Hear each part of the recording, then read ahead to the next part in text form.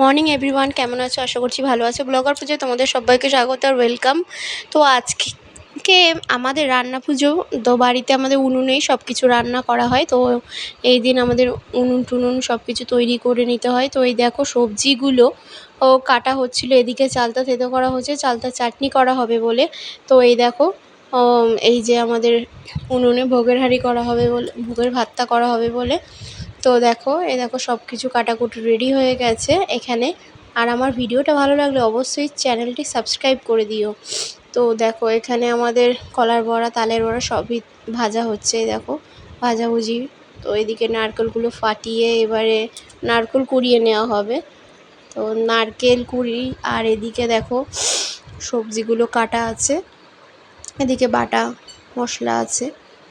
তারপরে দেখো চিচিঙে ভাজা হবে, এদিকে কুমড়ো ভাজা, ওইদিকে হচ্ছে আর এই যে এখানে চালের গুঁড়ি করে রাখা আছে।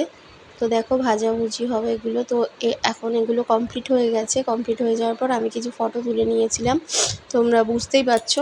দেখো আর 5:30 অবধি আমাদের সকালবেলা রান্না হয়েছিল। আর আমাদের বাড়িতে প্রচুর পিঠে হয়। তো এই দিনে আমাদের বলতে গেলে মানে যত রকমের পিঠে আছে আমাদের হবেই।